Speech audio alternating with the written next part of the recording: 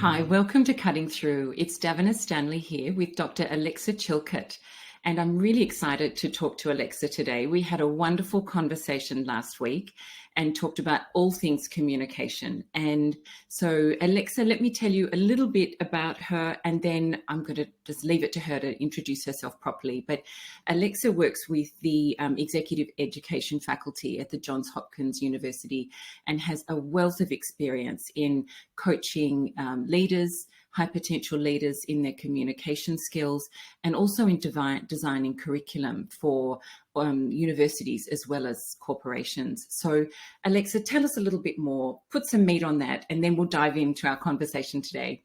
Sure.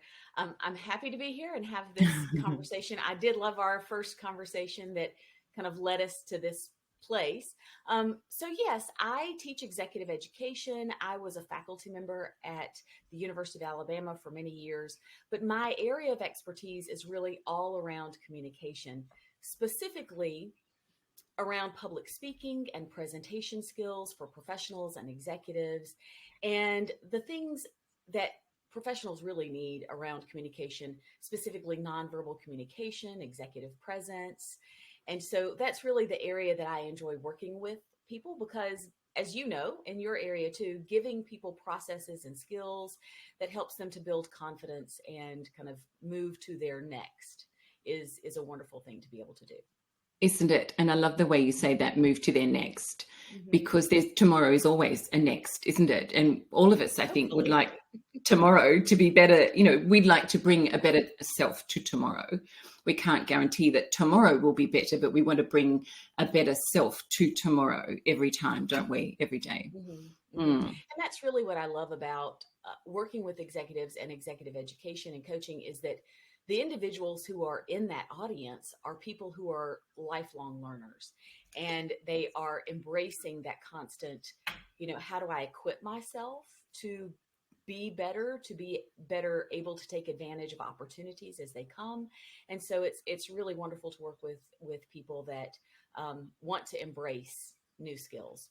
Yes, no, I'm with you. I love that. I've also done a little bit of work in the university sector in Australia, in the Melbourne Business School, and then the University of Technology in Sydney, and nowhere near the depth of work that you've done in that space. But I've thoroughly enjoyed it for that reason, because you just work with people who are keen to learn and grow, and they grasp the ideas, and they don't just say, "Yeah, that's a good idea." They actually go and use it, which is Right. wonderful. And that's just so rewarding. It makes us feel like we're doing something valuable then, doesn't it? Helping people Absolutely. grow. Yeah. Yeah. Yeah. Yeah. No, that's beautiful. And so tell us how you got into this sort of work. I've looked up your credentials on LinkedIn, seen the path, and you went, I think, originally from public relations sort of study and then into other forms of communication. Tell us just a little bit about how that's evolved over time. Sure. I think for so many people, so many professionals, there is no real linear path. We're always kind of this circuitous route. I began in just the professional arena of public relations and advertising. And so I worked as a development director for many years for a nonprofit and, you know, had to utilize those skills of impression management, public speaking, understanding the motivations of my audience and how to position the organization in its best light, but also me as a speaker, as a representative, as someone who is credible to bring those messages. And so, I've practiced that. Later in life, I would say, kind of second iteration, I did go back to school, got a master's in advertising and public relations, which kind of rolled into a doctorate in communication and information sciences. Nothing I ever thought I would do, but the opportunity presented itself, so I did. And even though I was a faculty member at the University of Alabama, the director of the public speaking program for 11 years, I always kept one foot in professional development. So I worked with the College of Continuing Studies, working with professionals. I taught executive education or continuing studies or continuing education for credits for professionals. And then the opportunity came up to work at Johns Hopkins Carey Business School in executive education For me, that's just really kind of a dream come true. I love doing that. And so I did take a risk, and I just said, okay, I've done this university thing. Not that I don't love undergraduates, but I really do enjoy working with professionals who understand why they need the skills, and they're hungry, as we said, they're hungry for those skills, and they immediately impact their careers. And so I shifted over to this. And so over the last couple of years, it's really been designing courses and corporate training around communication skills and also executive coaching. And specifically, I think we had this conversation working with high potential employees or leaders that are kind of at mid-level, but they have been kind of recognized as having the ability to move up, but still need to kind of really bolster those skills and confidence through communication. And those are the people that I love working with. Yeah, absolutely. No, absolutely understand it's we have a lot in common, as we discovered when we spoke the other day as well. No, that's wonderful. That's wonderful. And we talked a bit about this connection between delivering, organizing or clarifying your message and then delivering your message. And we have some overlap in our strategies, I think, about how we help people get towards that message. And I think my work weights very heavily on that side. And then your work weights more heavily than mine does on the delivery side. And so why don't we talk a little bit about that? We talked about 3 things that we could cover today. Why don't we sort of work through those and then, unpack them a little? That'd be great. Yeah. So I think your first point was about, now I've got to find my note here. Here we go. Begin with 2 questions. Yeah. Begin with 2 questions. As you were saying, the distinction between a lot of what you do and I do is that your work really is helping people to craft and be strategic around that message. And the difference between public speaking, right, and writing is it is so much, it's a high impact opportunity. Any opportunity you have to speak publicly, whether you're delivering a project update, leading a meeting, giving a formal presentation to stakeholders or to, executives, that pressure creates, right, a lot of anxiety. And so that anxiety around how do we build confidence in presentation skills and public speaking in those high impact moments, we have to first recognize that the anxiety comes from a sense of a lack of control. Yes. Because we are in real time, we are being judged to a certain degree. It's a socio-evaluative situation because you are delivering that message verbally. Your body language is part of the message, all of that. And so we're worried about that anxiety. But what we have to recognize is much of what you teach, it's about preparation of the message. So where can we take control? Where can we take control? Number 1 is preparation. And number 2, for public speaking specifically and presentation skills, it's about practice. So again, preparation, different part of the preparation, right? Exactly. Yeah. And so the thing that I like to start with is in crafting your message for your presentation, you want to begin with the end in mind. You've been asked to give a presentation. You've been asked to give a presentation because you know about that topic, you have experience with it, you're seen as the subject matter expert, but you don't want to think about all the information you have to present. You want to think about why is that information relevant to that specific audience? How much time do I have to, present that? Because understanding why it's relevant to that audience allows you to kind of cherry pick what's most important for them. And then the second question to ask yourself is, at the end of this presentation, whether it's 10 minutes or 15 or 30 minutes, an hour, what is it that I want the individuals in this room to walk away remembering or understanding or being willing to take action on? And the differentiator there is, in a written form, people can go back, they can reference, but in real-time presentations, we have to be super strategic about that information because people don't remember everything. They don't. And you had some really interesting numbers on that. I'm remembering now when we spoke last time, Share with us how much people actually do remember. It's startlingly low, isn't it? Yeah, I mean, and I think this is part of the what you have to embrace as a public speaker, as a presenter, is that you are competing for your audience's attention during Mm-hmm. that whole time. Mm-hmm. So the statistics show that at any point in time, your audience is hearing about 50% of what you're saying. So listening effectively to about 50%. I mean, auditorily, they hear the sounds that you're making, but it becomes like Charlie Brown's teacher. Wah, wah, wah. Yeah. Um, and so they tune out really easily, Mm. and they're thinking about all the other things that they have to do. So they're listening effectively to about 50%, and they're gonna walk out the door with about 25%. Which So if is you know that, incredible, isn't it? We don't yeah, think about that when we're presenting at all, do we? exactly. And we're thinking about so many times, which is counterproductive, about all of the information that we want to convey instead of thinking about the strategic information that's most important that we want to stick. Mm-hmm. Because if we know that 25% that we want them to walk away remembering, then we can really focus in on those most important points. We can use methods for memory like repetition in our speaking about those points, when timing that we talk about them. And so it is important to ask yourself those two questions. What's the motivation for this audience about my information? Why is it relevant to them? Why do they care about it? How do I tap into that? And then secondly, when they're walking out of the door at the end of this, what is it that I want them to remember, to understand, or to do? And that allows you to really kind of focus all of your information. Yeah, absolutely. No, we're singing from totally the same song sheet with that stuff. I remember when we were speaking, it's like, oh, okay, here we are. We're completely aligned around that.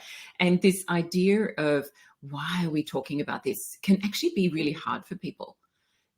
Why am I talking about this particular thing with this audience right now? Yeah, Yeah. and that takes a lot of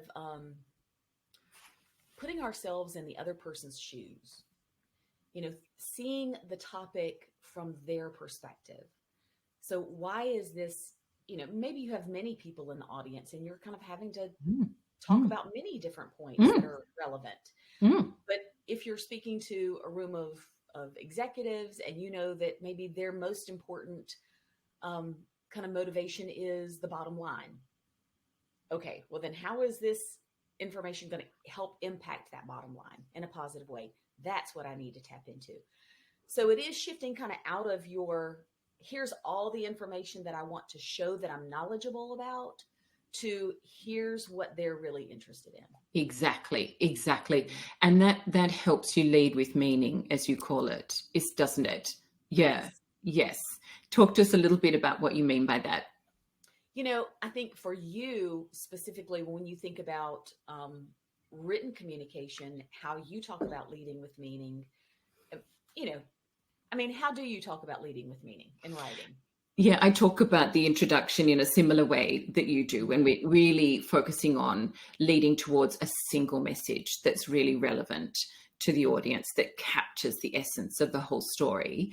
And without knowing the statistics that you just gave us, that idea that, we're all a little bit like a goldfish, our short-term memory is really small, trying to encapsulate everything in a really short and tight set of messaging that Mhm. holds together very well. So I would have a really short introduction, and just like Mhm. you said, explain why this Right. topic is relevant right now, and then I hit them straight with the main message. What do you do? Uh-huh. So in public speaking and presenting, it's much like that. Um, Getting people to turn away from the typical opening of a presentation, which is, good morning. I'm Dr. Alexa Chilcutt, and I'm here today to talk about blah, blah. And by the way, the title of the presentation is probably on the slide. My name's probably on the slide. People know that. I have just wasted 10 seconds. Yes, yes, And instead of wasting that time, how do I grab their attention and make yes, them willingly receptive to my message? And yes. so the introduction has a lot of different powerful aspects for building confidence for speakers. understanding how to craft a really powerful introduction is having an attention getting device, a shocking fact or statistic, narrative, whatever kind of links to your topic. Having that purpose statement up front. This is why I'm here to talk about this, and this is why it's relevant to you. This is what I want you to walk away with. And kind of previewing that organization. And so I generally teach there are 6 steps to a powerful introduction, and all 6 of those steps can really be done within a minute. Yes, it has to be really, really short, really short. Yeah, yeah.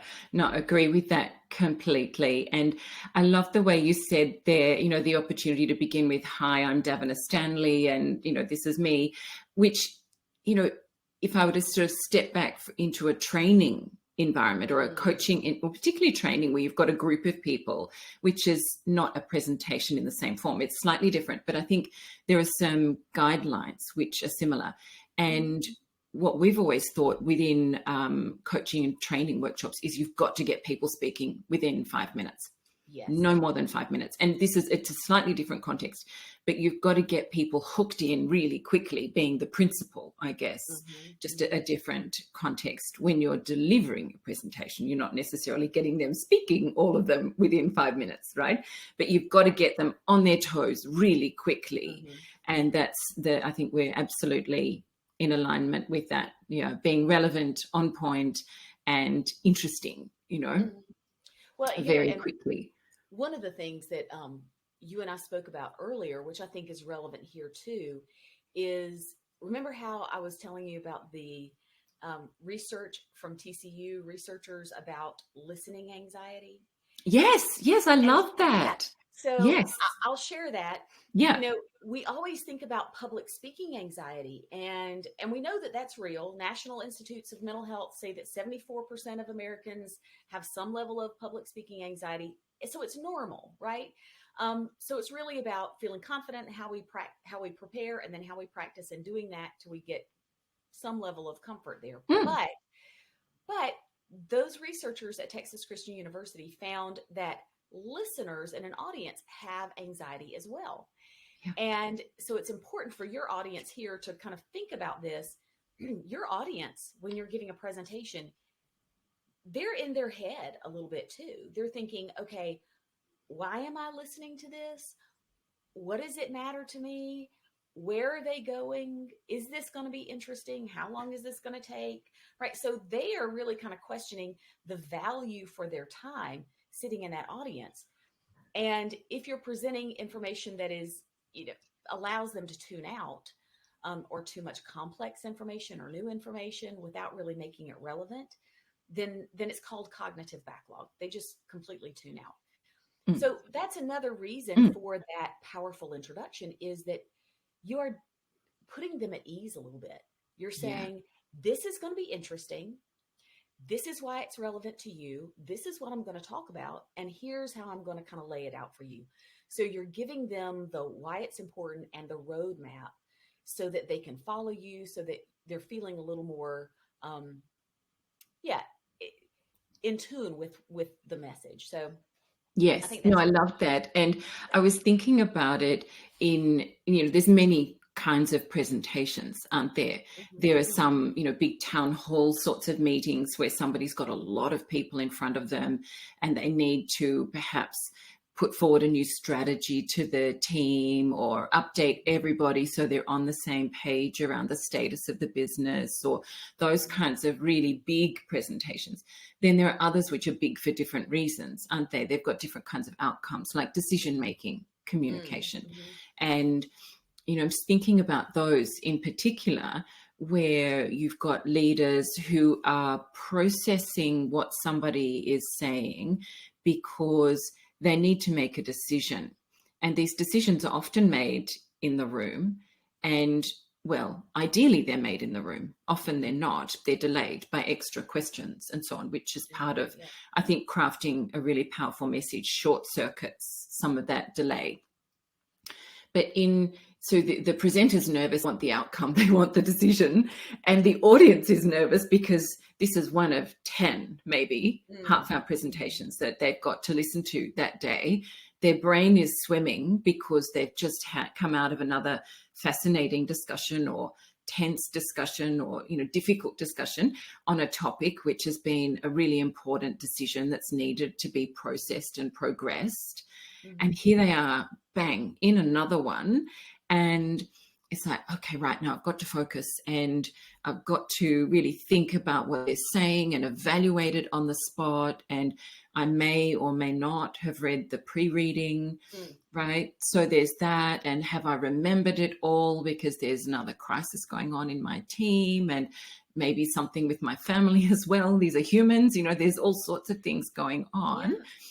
And so no wonder people take in 50%, but also retain only 25. Right. Aside of this one statistic that I give people, which is that our brains are 2% of our body weight, but they are 20% of our calorie use.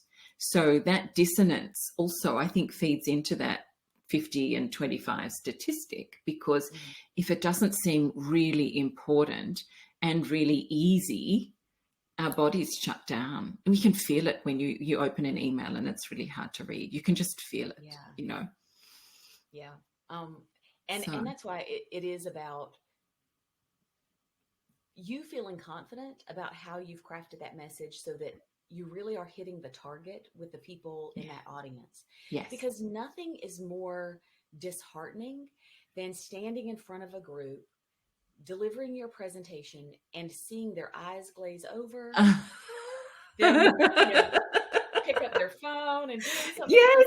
It's so right. I mean, awful. It increases your anxiety as a presenter to see people tuned out. And so, how do you kind of combat that is, hitting the target, telling them what they really need to know up front, driving home those key messages. And one of the things that I say is, a lot of people feel in presentations that they have a limited amount of time. And so they want to get everything in. They want to put everything in, but it is overloading your audience. It's just completely overloading them. If there's additional information that you feel is really key, but time is not going to permit it, it's okay to put something in a handout. I don't recommend handing people the handout before the presentation. Oh no. Right? That's not during. Let's be strategic. But maybe at the end, if you say, well, if you have questions about this, or here's the full graph or chart, because I only really showed that key data point on the slide. There are different ways to do that, anticipating that you're going to get questions at the end, but just staying really tight and focused in your presentation so that you keep people locked in. The other thing is, you've been given 20 minutes to present, but time is a parameter, not a requirement. Yes. So huge. It's also not guaranteed. Oh, 100%. If you just said that, right? If you are the 10th presentation of the day and people have gone over time, your 20 minutes just turned into 7. And, so how many times have I been on panels, things like that, where, nobody else kept time and you're trying to truncate everything. So it's really better for you to think about what is the most efficient way that I can say this information and not feel like I have to fill that time, but just really be strategic. Because that time, if you've got it, can always be filled with additional questions or whatever. Discussion. Exactly. Which was the third thing that we were going to talk about, wasn't it? Around, having the conversation. And I'm sure you've got similar stories where, you've had people expecting 30 minutes and they're given 5 or 7. And how do you handle that? And, I think too, particularly where there has been pre-reading for decision-making contexts, I'm thinking about here, which in a town hall sort of environment, doesn't happen the same way. But people, they've got a broad sense of what you want to say. So then have a conversation. Don't just stand up and talk. Have a conversation. So talk to us a little bit about what your thinking is around that. If you, and I love the bringing up the idea of conversation, because I think even in a presentation, you need to make it feel conversational.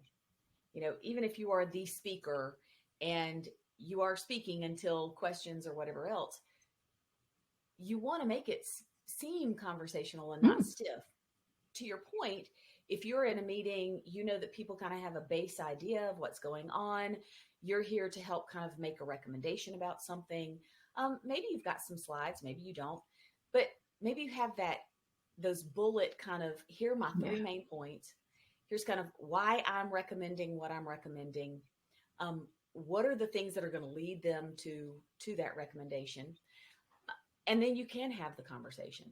And you can be more impromptu if you know that information. If your 20 minutes turned into 5 and exactly. Okay, everybody, you know what? I have a whole great presentation. So happy to send you the slides, talk about it after this meeting.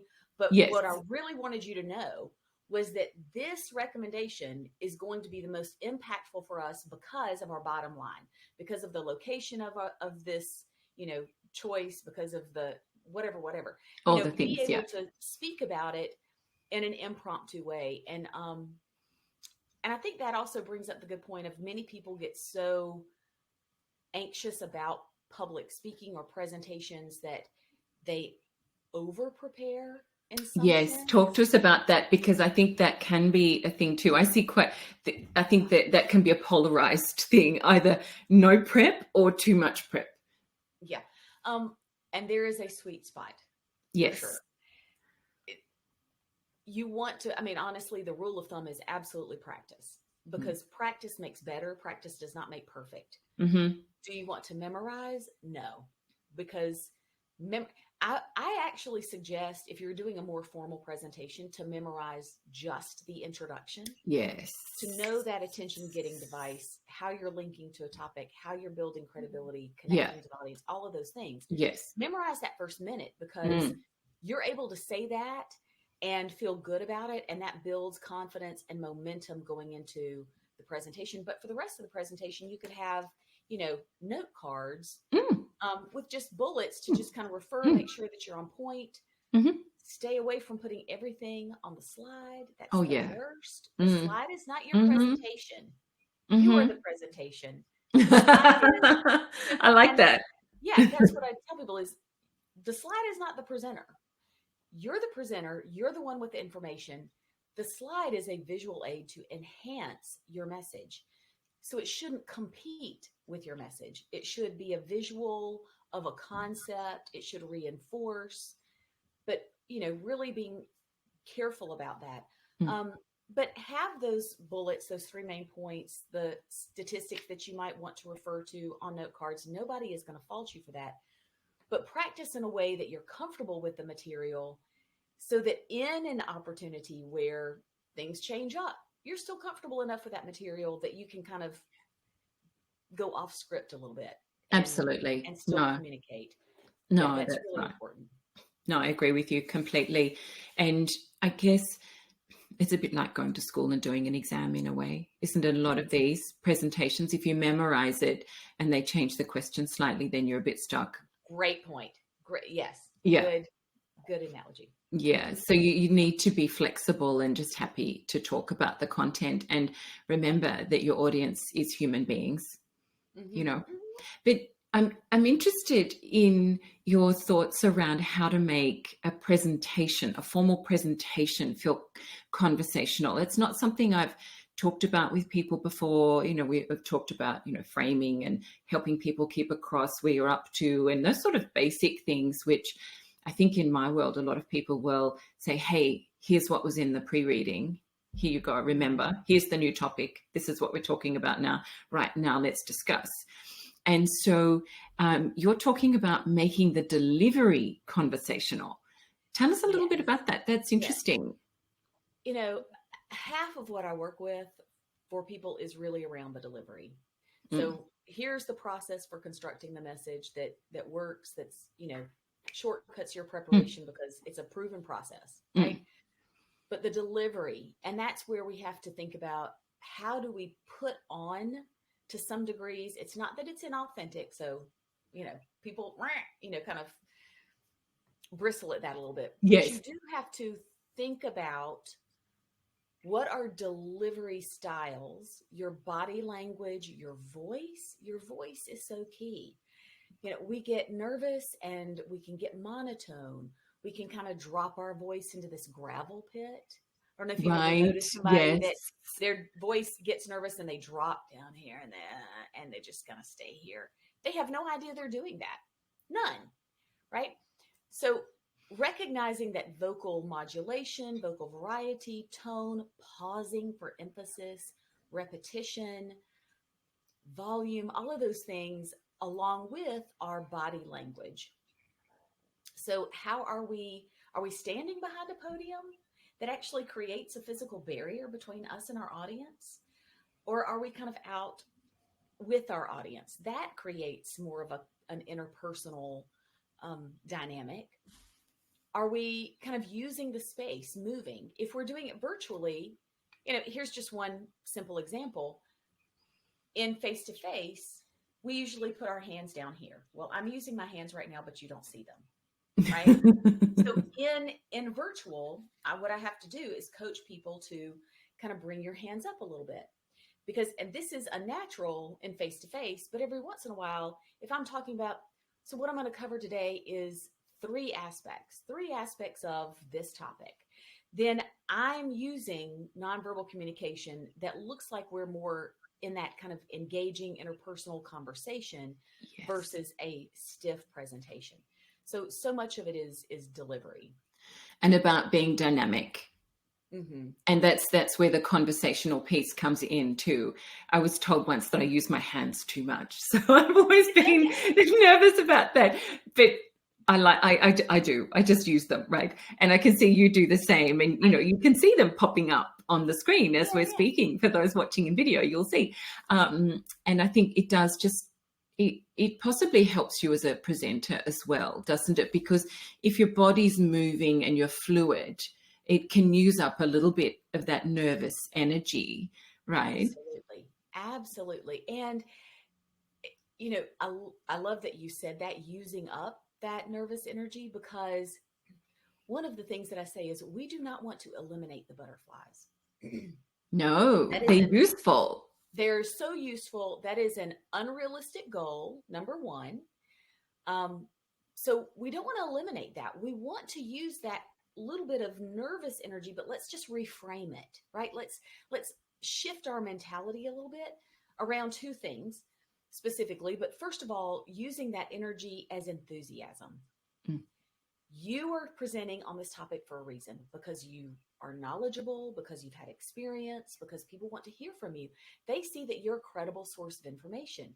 So how do you, once you've tapped into why does it matter to them, some type of pathos, some type of emotional appeal about why it matters to them, then shift that nervous energy into some type of enthusiasm. Use your body.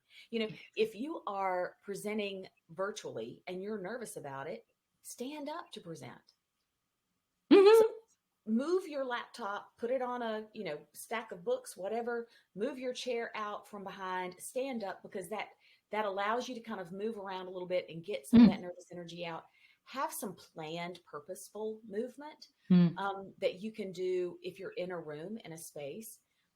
But also the second thing is to get out of yourself and feeling so judged, and think about, you mentioned this a little bit just a moment ago. You're not there for yourself. You're there for the audience. And so can we reframe, instead of I'm on stage and I have to be the expert and I have to be this kind of sage on stage, and that's what creates a lot of heightened anxiety, because am I going to be perfect? Am I going to know everything? Let's shift that and say, I'm here as a gracious communicator. Yeah. I'm here to share. I'm here to share information. And if I can really tap into why this information is valuable, then I can feel that kind of, I'm sharing and it's important to this audience. So that shifting of mindset is really important. So we want to not eliminate the butterflies, teach them to fly in formation. Oh, I like that. Teach them to fly in formation. That's good. I like that. Them to fly in formation, right? Yes, absolutely. And so with you about standing, when I facilitate, I stand wherever possible. I just think my energy is bigger and I'm more natural and so on. And sitting seems a little sort of, it's too static. For me, it's too static. Yeah. No, absolutely. So many good things. I love this butterflies flying in formation. I think that's wonderful. So if there were one thing that you would say is the most helpful thing to delivering, a greater conversational presentation, what would it be? Is there one thing, or is it really a collection of things? It's probably so many things, but I will say if I can give your audience one piece of advice, it is for the next presentation that you give, whether you're opening up, leading a meeting or a project update or whatever, practice, but record yourself.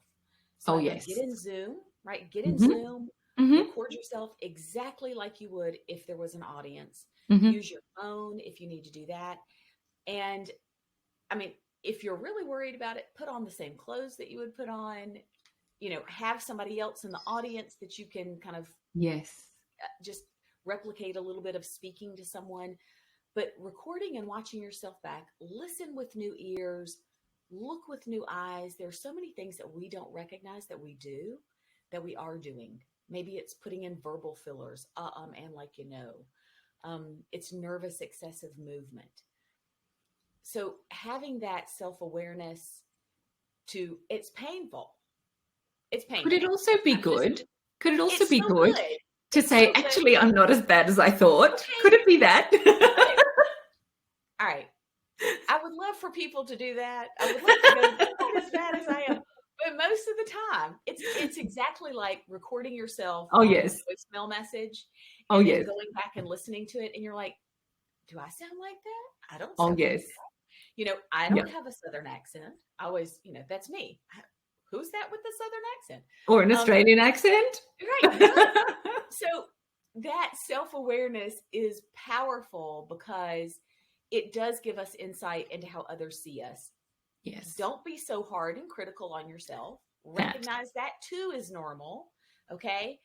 But if there's one or two things that you can take away from your voice, from your message itself, as I said, listen and look with new ears and new eyes like your audience would. But also that practice just helps you. It just helps. So that makes it more conversational. The more you do it, the better you get. There's really no shortcut. Yeah, no, I agree that about the shortcuts particularly. And I think too, quite often the audience is just so pleased it's not them up presenting, and so they actually give us a lot more grace than we assume they will. We're usually much harder on ourselves, I think, than our audience is on us. So everyone knows that this is a challenge and it's a personal journey. And if it's your first time doing it, and your audience will likely know that. And so they'll be thinking, go you, well done, because it is a milestone too, isn't it? Yeah. Wonderful, wonderful. So many wonderfully useful things that you shared there. And so I so appreciate the time to have this conversation again and dig more deeply into the things that we spoke about last week. So thank you for your time. And I will, in the show notes, we'll have a note to say where you can learn more about Alexa and the work that she's doing. And she has a book on helping people communicate complex ideas. And so do I. So we've got very similar but different things that we're talking about here. So we'll link to all of those in the show notes. And thanks so much for being here and listening to Cutting Through. All right. Bye for now.